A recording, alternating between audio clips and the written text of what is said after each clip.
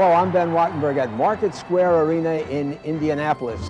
American cities are spending billions of dollars to lure or keep their professional sports teams, and many people are beginning to ask, is it worth it? The topic before the House: should American cities play ball with professional sports? This week on Think Tank.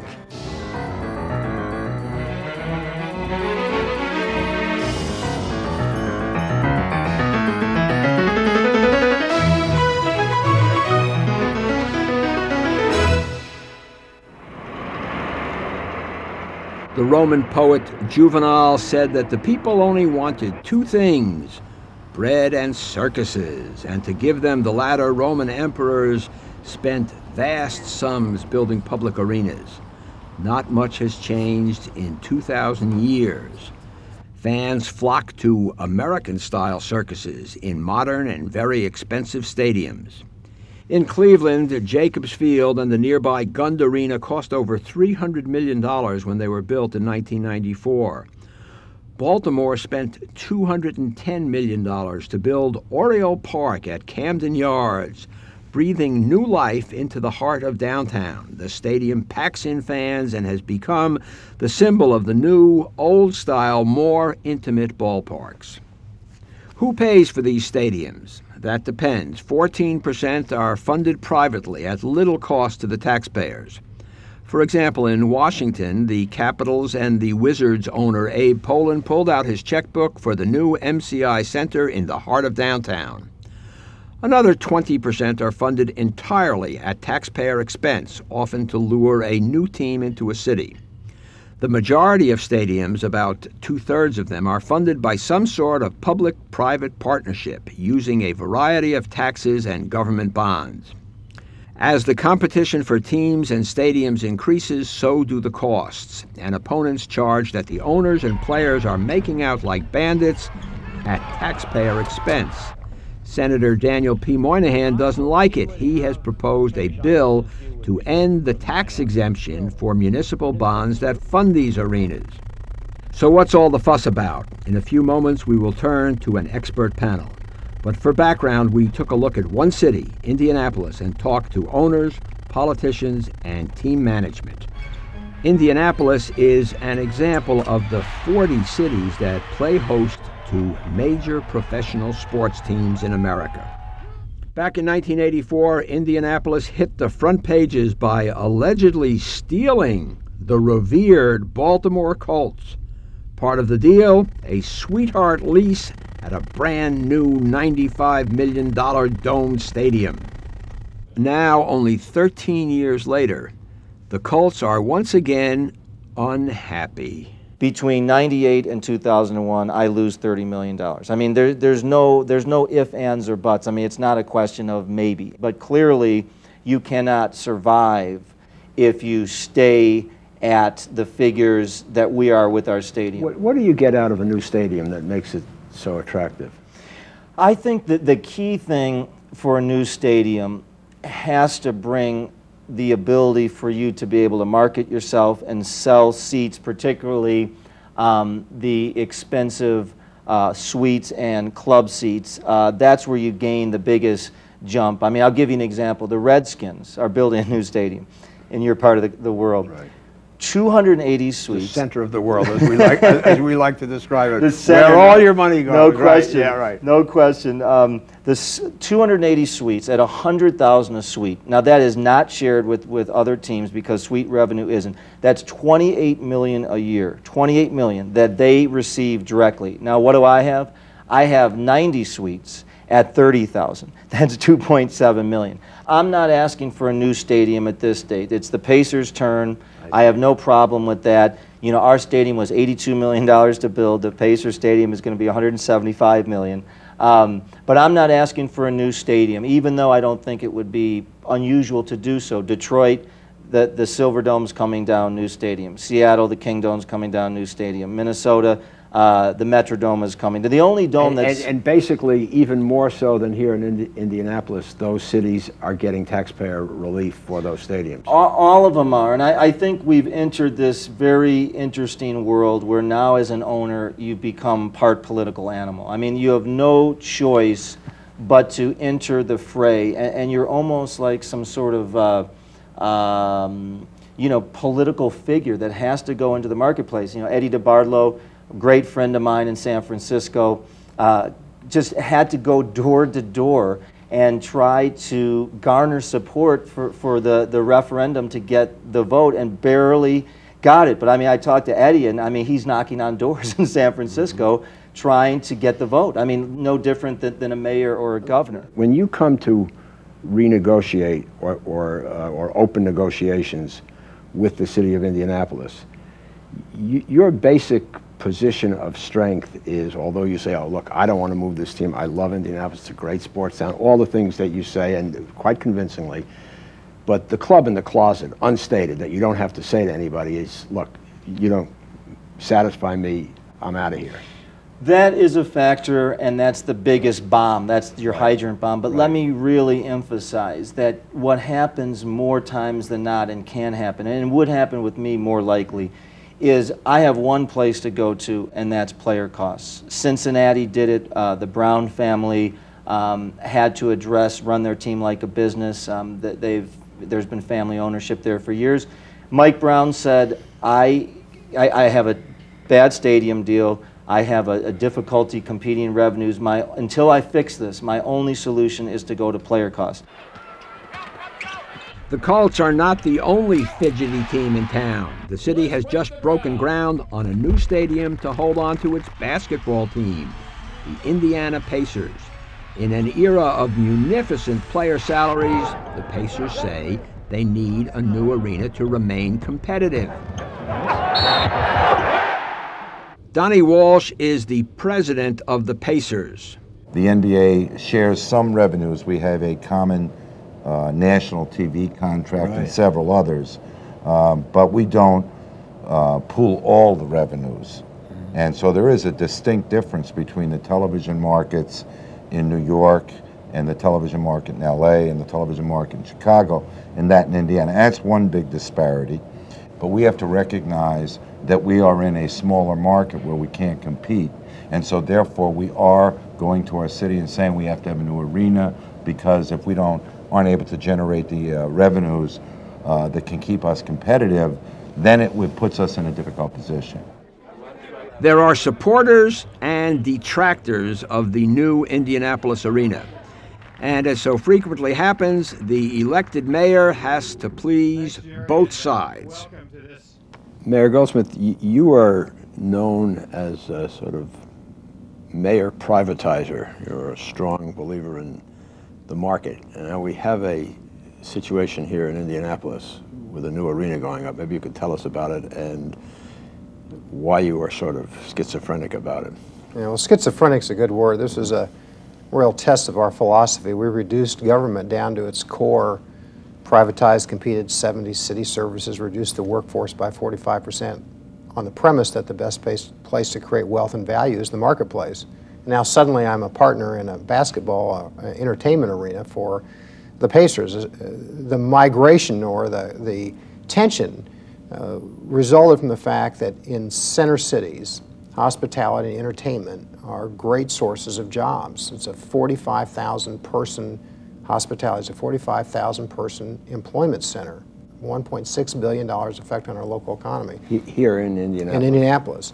And around the country, large cities are relying on entertainment hospitality convention as one of the core competitive advantages of an inner city. Now, that's not driven necessarily by an arena, it's driven more by a convention center, but it's a package of activities.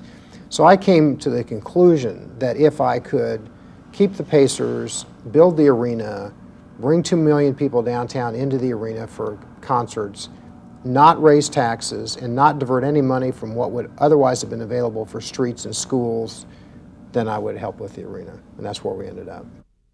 Market Square Arena in downtown Indianapolis is the present home of the Pacers and the momentary home of Think Tank. We are joined by Professor Mark Rosentraub, director of Indiana University's Center for Urban Policy and the Environment and author of Major League Losers, The Real Costs of Sports and Who's Paying for It.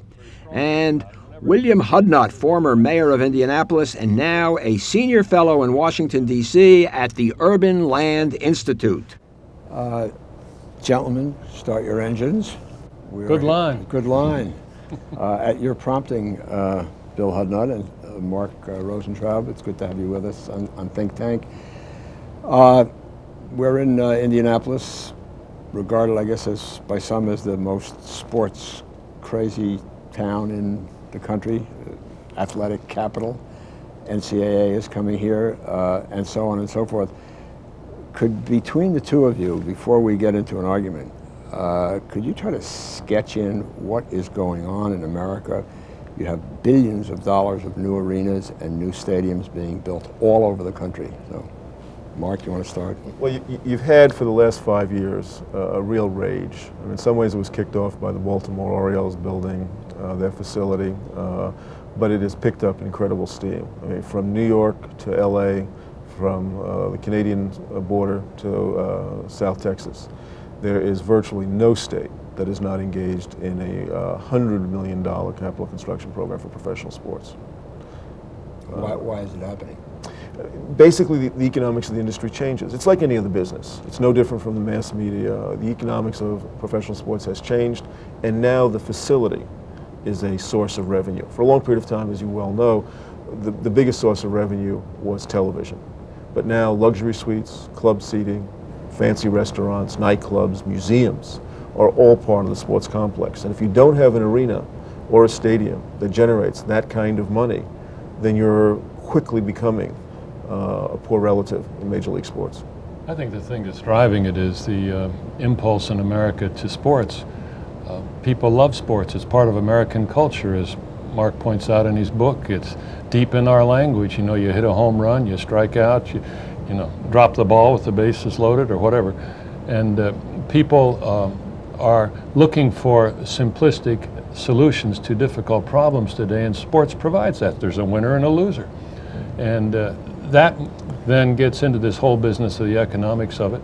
And pretty soon you've got a real cottage industry going, and no mayor wants to be left out. No, I understand. That's what I want to talk about, whether this whole thing helps cities or harms cities. That's really what we're trying to get at. But let me give you two examples here in Indianapolis, which are sort of doing sports right as opposed to doing the welfare system.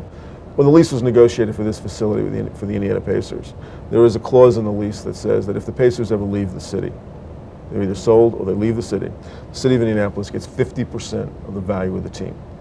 So it is true that tax dollars went to build this facility, but there was an exchange. Now you may say, well, look, that wasn't a good deal. We could have gotten a better deal. But if the Indiana Pacers leave and they go to Nashville or they go to wherever they would end up, if the team is worth $100 million. Who would determine that? It wouldn't have to be sold. The team could leave. And you'd have a fair market appraisal. Exactly. And there are many, many firms that do that. And if the team was appraised at $100 million, then the city of Indianapolis gets a check for $50 million. Now that's an unprecedented deal which helped protect the taxpayers, and in that case, it's an investment. And you could, and I could disagree. It's enough to keep them here, typically. Well, exactly, because if they leave, that's a nice check. And in fact, after Mayor Hudknut left, there was a group that wanted to buy the team, and the city had to think for a second whether it would be better to have the money or have the team. But at least that's an option that the city has. Second thing is when we did the dome here, that dome is tied to a convention center. And as I've pointed out a lot of times, if the Indianapolis Colts left town, believe it or not, the city of Indianapolis would make more money than if the Colts stay because of the revenue generated by the dome. So if you can take a dome, tie it to a convention center, and it works out well, you can make sports right. Now that's real different from the welfare system. The Colts came here in the dead of night. They were spirited out of our neighboring city of Baltimore. And that's where I'll attack our good friend, but I'll let my good friend go. Well, Baltimore lost the Colts. Indianapolis didn't steal them. He was shopping his franchise, Mr. Irsay was, looking around, Jacksonville, Phoenix, what have you. Finally ended up here. We negotiated the deal in broad daylight. And I called up the mayor of Baltimore at the beginning of the Odyssey. Was that then Kurt Schmokey? No, that was William Donald Schaefer, Oh, who right, hasn't really spoken to me since. And he said, fine, Bill, go ahead. But then when we got them, he turned very petulant. But the point, I guess, is that we built the stadium before we knew the Colts were going to be in it, and we tied it into the convention center. And Mark is right. It's not just used 11 days a year for a football game. According to the statistics right now, last year, that place was filled with events 59.6% of the time. So on a basis of 365 days, you're talking 200 days that stadium was being used for something, not for sports necessarily, but square dances, religious conventions, tractor pulls, whatever. So what's your problem? Well, the problem is that professional sports is a monopoly. And when Indianapolis steals Baltimore's team, they're in a sense feeding the beast. We've deregulated the airlines, we've deregulated telephones, we're deregulating electric power, and we're going to deregulate gas power. And we deregulated player salaries. And we deregulate player salaries, but we don't deregulate the control that the NFL, Major League Baseball, the NHL, and the NBA have to say where teams will play and under what terms and conditions. And when in Indianapolis steals the Colts, and when in Nashville steals the Oilers by giving unprecedented deals and unprecedented welfare, and each time the team... When you say welfare, you're talking about corporate and government welfare to teams and owners, and consequently to the players. Exactly right. What I always try to tell everybody, the dollars are split, depending on the sport, roughly 52% to the players, 48% to the owners. So when you give a tax dollar to a team, 52 cents goes to the players, more or less, 48 cents goes to the owners. So make no mistake about that when you provide those subsidies. What Indianapolis did, which I've chastised, is it started a process, or continued a process that began with LA and New York over the Dodgers. It continued it, which then brings us to St. Louis and Anaheim and the Rams. It brings us to what went on with Baltimore and Cleveland Browns. It brings us to what went on with Nashville and the Houston Oilers. And each time the ante gets ratcheted up, the welfare gets larger, the lower and middle income classes lose more, and the economically privileged get old Hudknut gave welfare also, didn't he? I mean, he's not making, as much. Not as much. I mean, but yeah, not as much. I mean, that's what Steve Goldsmith says now. This new deal for the redoing of Market Square Arena. He says, well, I started out against it for all of these sort of free market reasons, but we got a pretty good deal. But in point of fact, he's also given out some corporate welfare or some government welfare. I think Mark makes a good point in his book, which is that the economic impact, direct economic impact of these franchises, these stadiums is negligible. And it might even be a minus rather than just being a zero or a modest plus. But the point is the indirect impact. No. The point is the indirect impact. The point is the business that it generates that you can't quantify as an economist. The point is what it does to the spirit of the community. The point is what it does to the image of the city. The point is what it does for land use, because you usually are building these things where there was nothing before. And as old Mayor Daley, you say, well, what's your program? If you don't like a Hoosier Dome or an RCA Dome over there on all that land that was empty before, what would you put there? I think I'd put a stadium there. I know. I have. I mean, see who's got religion. That's right. No. I mean, I think Bill Hudknut, as far as I'm concerned, as I try to understand this, said the magic word, which is spirit. I mean, as you all said, everybody, including the three panelists here, loves sports. Everybody in America. I have never visited a foreign country where you get into a conversation, tell me what your country is like. You never been to a soccer game overseas? No. And you always get this, Argentina, we're a sports crazy country. Right. Australia, this is really different about us. We're a sports crazy country. The world, human beings are sports crazy. And which is fine. I mean, it's better than war. It's better than a lot of things. Exactly. And to build these, to have this edifice complex and build grand arenas, so people, among other things, feel better and say we're important. Indianapolis, we're now in the major leagues. What's wrong with that? I'm 100% with you. It's more than just feel good, though. I just don't want to. I don't want to do it on the backs of low and moderate income people. And this generates enough money. Wait a second.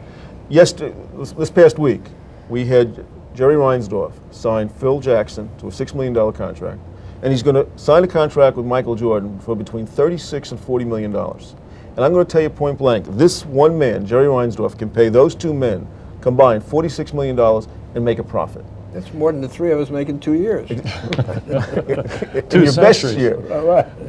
If sports generates that much money, it doesn't need our sales taxes. It doesn't need our property taxes. Governments need to focus on what governments need to do.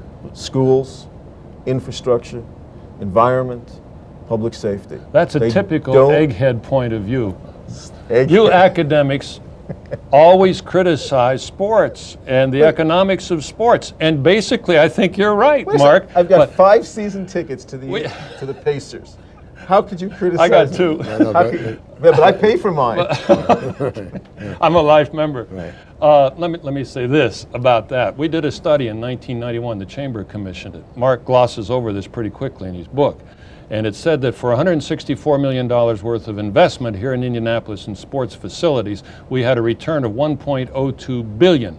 Now that's not a bad return on your investment, computed how you will. Were just saying Disagree with it how you you were just will. saying a minute ago that it's not a good economic deal. I mean, you were Well- arguing both sides of this equation, and there's a new study out by the Brookings Institution that says these are bad deals. Well, as I said to Mark before the program began, it's lucky I read his book after we built the Dome Stadium, because we might not have built it if I'd read it before. But I think in retrospect, it was not just the Dome Stadium by itself. It was the natatorium, the velodrome, these other facilities that we built here in order to attract events, to hold the NCAA, to put on their Final Four, to put on the Pan Am Games, and all the rest of it.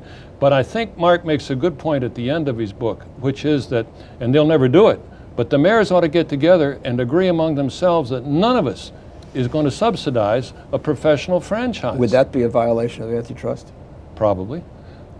Many of these arenas go into desolate, downtown, troubled, deteriorated neighborhoods, and they tend to, at least in some measure, breathe some life back into it.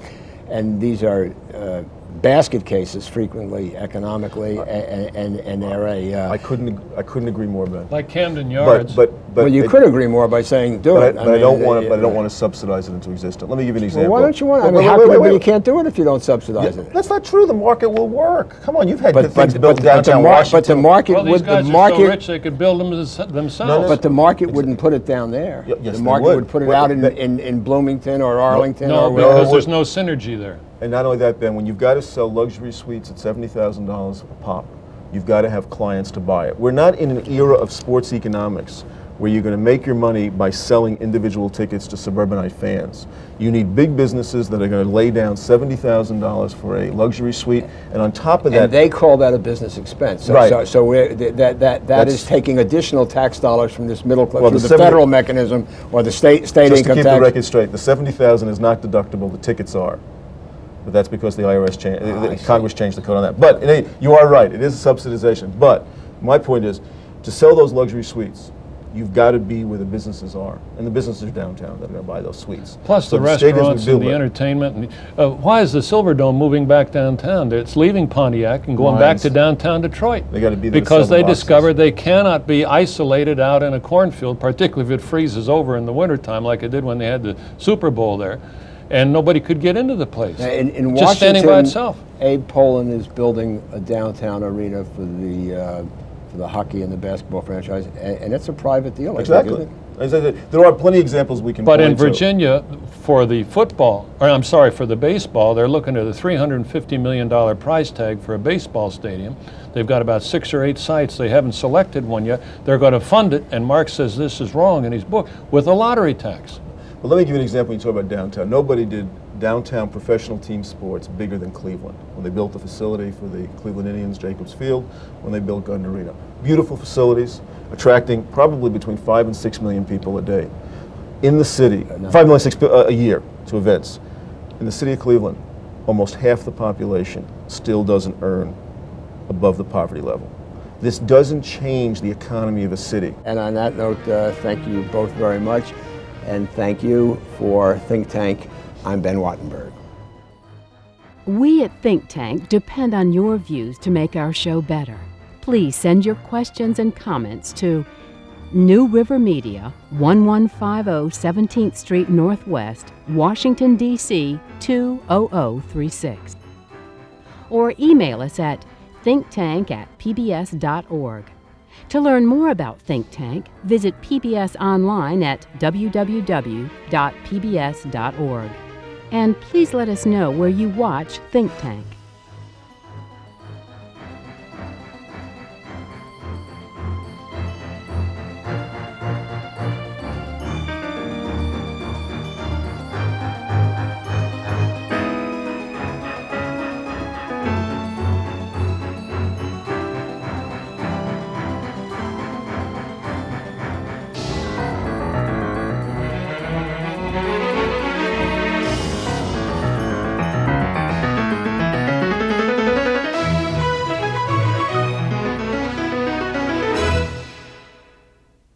This has been a production of BJW Incorporated in association with New River Media, which are solely responsible for its content.